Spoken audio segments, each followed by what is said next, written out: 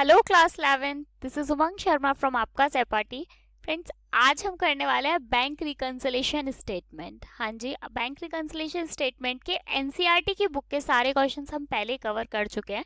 गलती से पता नहीं कैसे मुझसे 2-3 क्वेश्चंस रह गए थे, क्वेश्चन नंबर 9, 12 और 14। तो इसके लिए कल मुझे 2 लोगों ने कमेंट किया कि मैम क्वेश्चंस नहीं मिल रहे हैं, तो इसलिए आज हम इस वाले वीडियो में 2 क्वेश्चन सॉल्व कर लेंगे, क्वेश्चन नंबर 9 और क्वेश्चन नंबर 14। 12 मैं आपको दूसरे सेशन में बता दूंगी। और ये बहुत ही सिंपल सा है, मतलब बस एक चीज है ऐसी जो शायद आपको उससे समझ में नहीं आ रही होगी। स्टार्ट करते हैं क्वेश्चन नंबर 9। बाकी सारे प्लेलिस्ट में है, आप वहां जाकर उनको देख सकते हो।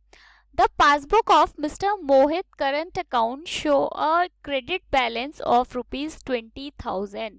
सबसे पहले तो यही लिख देते हैं, हमारे पास पासबुक का बैलेंस दिया हुआ है, तो यहाँ लिखो बैलेंस एज पर पासबुक। कितना दिया है? 20,000। इसे यहाँ लिख लो 20,000। ये प्लस वाली साइड है और ये माइनस वाली। अब स्टार्ट होता है यहाँ से ट्रांजेक्शन्स। क्या बोल रहे हैं? A check of ₹400 draw on his saving account has been show on current account। ठीक है, आपने किया क्या है, चेक इशू किया सेविंग अकाउंट से, बट गलती से डेबिट कर दिया आपने करंट अकाउंट में। तो अपनी गलती को सुधार लेते हैं। यहाँ पे ट्रांजेक्शन नंबर फर्स्ट, यहाँ लिखो check issued from saving account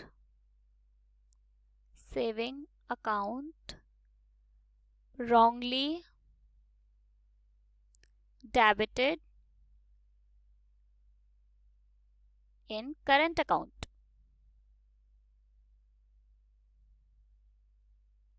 आपने गलती से करंट अकाउंट में डेबिट कर दिए हैं, करंट अकाउंट में डेबिट कर दिए हैं, जबकि होने कहाँ थे? सेविंग अकाउंट में। तो कोई बात नहीं, गलती को सुधार लेते हैं और यहाँ पे लिख देते हैं 400। ठीक है, चलो इसके बाद में नेक्स्ट में क्या बोल रहा है? He issued 2 check of ₹300 and ₹500 on the December 25, but only the first check was presented for payment। ठीक है, आपने 2 चेक इशू किए, एक 300 रुपए का चेक और एक 500 रुपए का चेक, लेकिन हुआ क्या है कि केवल 300 रुपए वाले, यानी जो फर्स्ट चेक है, केवल वही वाला चेक जो है वो प्रेजेंट हुआ है पेमेंट के लिए, यानी 500 रुपए वाला पेमेंट के लिए प्रेजेंट ही नहीं हुआ। अब देखो सेकंड वाले में सिचुएशन क्या रही होगी, एक बार अलग से समझ लेते हैं। ये आपके पास कैश बुक है और ये है पासबुक। अब ये क्या बोल रहे हैं कि जो 500 रुपए वाला चेक था वो प्रेजेंट नहीं हुआ। ठीक है, आपका दोनों का बैलेंस मान लो यहाँ 100 रुपए था, पासबुक का बैलेंस भी अब तक 100 था और कैश बुक का बैलेंस भी 100 था। आपके पास में कोई चेक आपने इशू किया किसी को 50 रुपए का। अगर मैं किसी को चेक इशू कर रही हूँ तो मैंने अपने पास से 50 रुपए माइनस कर दिए होंगे, लेकिन यहाँ पर ये प्रेजेंट नहीं हुआ। अगर प्रेजेंट नहीं हुआ तो इसका बैलेंस 100 था और इसका बैलेंस हो गया 50। अब क्या करें, क्योंकि हमें बैलेंस बराबर रखना होता है, तो इसमें तो हम वैसे भी कोई चेंजेस नहीं कर सकते, हम चेक चेंजेस कर सकते हैं केवल कैश बुक में। तो अगर मैं यहाँ 50 रुपए और प्लस कर दूं तो दोनों का बैलेंस बराबर हो जाएगा। ठीक है, तो हमने यहाँ पे क्या किया है? प्लस किया है, लेकिन क्योंकि ये पासबुक के बैलेंस से स्टार्ट हो रहा है, अगर यहाँ पे कैश बुक का बैलेंस होता तो हम इसे प्लस करते, लेकिन पासबुक के बैलेंस से स्टार्ट हो रहा है तो हम क्या करेंगे? रिवर्स कर देंगे। क्या करेंगे? माइनस कर देंगे। तो यहाँ पे लिखो सेकेंड नंबर की transaction, check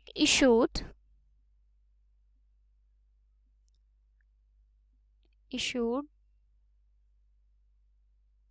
but not present for payment। ये सबसे सरल तरीका है बीआरएस को सॉल्व करने का। आप ऐसे एक कैश बुक पासबुक बनाओ, बैलेंस देखो, सबसे easy.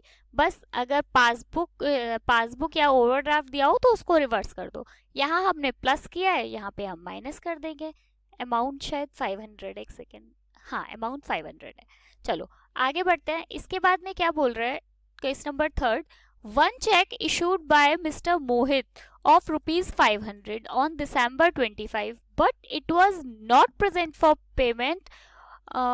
It was recorded twice in a cash book. ठीक है, चेक मतलब ये बोल रहे हैं कि आप पहले तो प्रेजेंट नहीं हुआ एक चेक, दूसरी चीज कैश बुक में उसकी एंट्री गलती से 2 बार कर दी है। देखो पहले यहाँ अलग से नीचे समझा देती हूँ। ये है आपके पास कैश बुक और ये है पासबुक, दोनों का बैलेंस मान लीजिए 100 था अब तक। अब क्या हुआ, आपके पास में कोई चेक आया जिसको आपने आपके यहाँ प्लस कर लिया, तो ये आपका बैलेंस हो गया 200। बट क्योंकि ये पासबुक में प्रेजेंट नहीं हुआ, मतलब पासबुक से इसका मतलब वहां पे एंट्री नहीं हुई, तो इसका बैलेंस रह गया 10 मतलब 100 जितना पहले था। अब क्या करें, क्योंकि हमें दोनों का बैलेंस बराबर करना है, इसलिए हम यहाँ से भी अगर 100 माइनस कर दें और यहाँ से भी माइनस कर दें तो हो जाएगा दोनों का बैलेंस बराबर। क्योंकि आपको 100 की एंट्री करनी थी, आपने 100 की और कर दी। यही तो बोल रहे हैं वो कि 2 बार आपने लिख दिया, 2 बार लिख दिया, 1 बार आप माइनस कर दो। तो यहाँ पे लिखो case number third, check issued but not present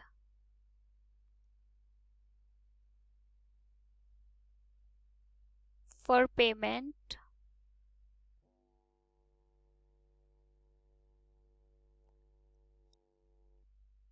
and twice credited in cash book। कितना अमाउंट क्या दिया हुआ है हमें, 500। ठीक है, ये 500 नहीं, 500 नहीं, 1000 सॉरी, क्योंकि 500 अमाउंट यहाँ दिया हुआ है हमें और आपने 2 बार एंट्री कर दिया, तो 500 और 500 1000, तो आप 1000 ही आपको यहाँ से लेस करने पड़ेंगे। अब आप इनका टोटल लगा लो। जब आप पहले हम हमेशा प्लस साइड का टोटल लगाते हैं, तो प्लस साइड का टोटल आएगा, 2 ही फिगर्स हैं हमारे पास, एक 20,000 और एक 400, इनको प्लस कर लो यहाँ पे। अब इनमें से हमारे पास 2 फिगर्स हैं 1000 और 500 यानी 1500, 20,400 में से हमें 1500 माइनस करने पड़ेंगे। तो पहले तो ये वाला टोटल यहाँ पे भी लगा लो 400 और यहाँ पे लिखो balance as per cash book, क्योंकि जो क्वेश्चन है वो स्टार्ट कहाँ से हो रहा था, पासबुक से, इसलिए। तो जब आप 20,400 में से 1500 माइनस करोगे तो ये आपका निकल कर आएगा 18900। इस साइड में क्यों लिखा है समझ गए होंगे, क्योंकि इस साइड का बैलेंस कम है। और वैसे अगर आप देखो, ये तो एक सिंपल तरीका है समझने के लिए कि इस साइड का बैलेंस कम है, कैश बुक का बैलेंस हमेशा इधर ही आता है। तो ये हमने आज सॉल्व कर लिया। नंबर 9, ये तरीका बीआरएस सॉल्व करने का सबसे इजी तरीका है। एक साइड आप पासबुक बना लो, एक साइड कैश बुक बना लो, जो चेंजेस करने हैं वो कैश बुक में करते जाओ, अपने आप क्वेश्चन बहुत आराम से सॉल्व हो जाएगा। चलो अब करते हैं क्वेश्चन नंबर 14। क्वेश्चन नंबर 14 में क्या बोल रहा है, सबसे पहले तो देखो नीचे लिखा हुआ है ओवरड्राफ्ट एज पर पासबुक ₹20,000। तो सबसे पहले हम इसको ही लिख देते हैं, ओवरड्राफ्ट एज पर पासबुक कितना, 20,000। समझ गए होंगे, ये माइनस साइड है और ये प्लस साइड। माइनस साइड इसलिए आया क्योंकि ओवरड्राफ्ट का बैलेंस है। चलो अब स्टार्ट करते हैं ट्रांजेक्शन फर्स्ट के साथ। The payment of a cheque for 550 was recorded twice in the passbook. हुआ क्या है कि गलती से 2 मतलब आपने पेमेंट किया चेक का और पासबुक में 2 बार उसकी रिकॉर्डिंग हो गई। अब पासबुक में 2 बार रिकॉर्डिंग हो गई तो होना क्या चाहिए, पहले ये सोचो। होना ये चाहिए कि हमें पासबुक में से माइनस करना चाहिए। अगर 100 दोनों का बैलेंस है और गलती से पासबुक 100 रुपए से बढ़ गई है, तो आपको 500, अगर 100 हम उसमें से हटा दें तो दोनों का बैलेंस बराबर हो जाएगा। लेकिन क्योंकि ये बैलेंस ओवरड्राफ्ट का है, इसलिए हम क्या करेंगे, माइनस करने की जगह प्लस कर देंगे, क्योंकि यही होता है, ये ओवरड्राफ्ट में सारी चीजें अपोजिट हो जाती हैं। तो फर्स्ट नंबर पे आप लिखो payment of cheque twice debited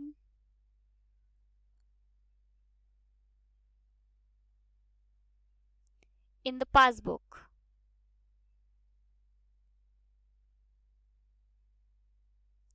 कितना दिया हुआ है अमाउंट हमें 550, तो 550 हम प्लस कर देंगे। इसके बाद में सेकेंड ट्रांजेक्शन दिया हुआ है, withdraw column of the passbook under cast by 200।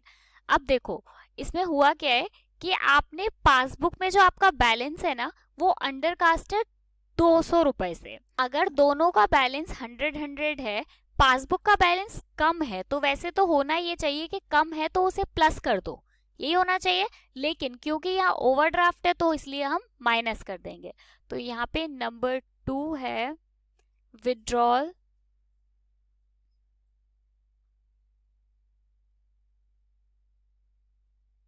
Column of the passbook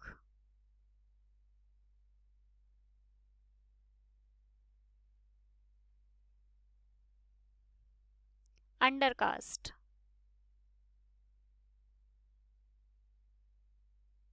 कितना अमाउंट दिया हुआ है 200, तो यहाँ 200 माइनस कर दो।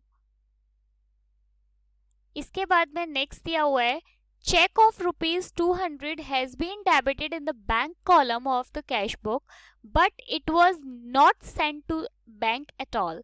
मतलब आपने क्या किया कि कोई चेक था जो कि आपको डेबिट करना था, इसमें क्या हुआ है, आपका बैंक कॉलम डेबिट होना चाहिए था 200 रुपए से, ठीक है, लेकिन वो बैंक में नहीं हुआ, सेंड नहीं हुआ।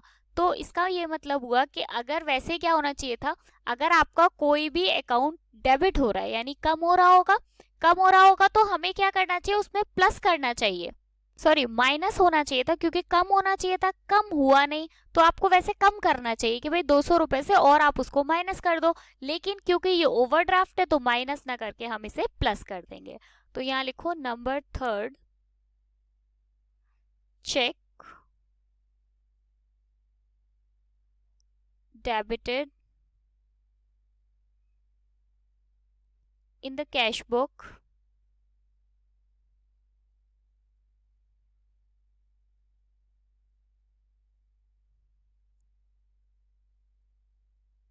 but not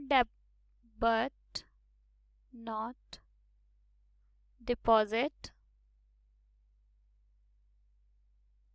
in the bank। Amount कितना दिया हुआ है, हमें अमाउंट दिया हुआ है 200, तो इसे यहाँ पे प्लस कर दो। इसके बाद में 4 ट्रांजेक्शन हमें दिया हुआ है, a cheque of 300 debited to bank column of the cash book was not present to the bank। मतलब cheque edited in the cash book but not deposit in the bank. आपको अपने यहाँ पे प्लस करना चाहिए था, आपने प्लस करना चाहिए था, लेकिन आपने प्लस नहीं किया। तो वैसे देखा जाए क्या होना चाहिए था, आपने ज्यादा प्लस कर लिया है। बोल रहा है कि 300 रुपए आपको बैंक कॉलम में डेबिट होने चाहिए थे, लेकिन आपने not present to the bank, वैसे माइनस होना चाहिए, लेकिन क्योंकि ये ओवरड्राफ्ट है इसलिए हम इसे प्लस करेंगे। तो यहाँ लिखेंगे हम number 4 transaction, cheque added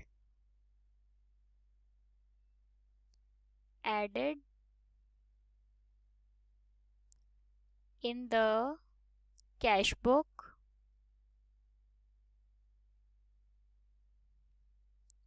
but not deposit in the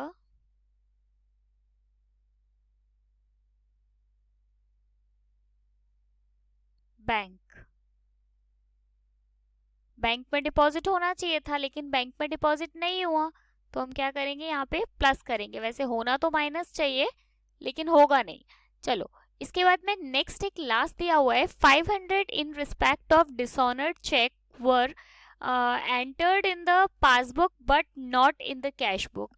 आपका 500 रुपए का कोई चेक था जो डिसऑनर्ड हो गया, उसकी एंट्री पासबुक में तो हो गई लेकिन कैश बुक में नहीं हुई। चेक डिसऑनर्ड में क्या होता है, वैसे चेक डिसऑनर्ड हमेशा माइनस होता है, लेकिन क्योंकि ये ओवरड्राफ्ट है इसलिए हम इसे यहाँ प्लस कर लेंगे। मैं नीचे कर देती हूँ, स्पेस नहीं है वहां पे, तो यहाँ पे लिखेंगे चेक डिसऑनर्ड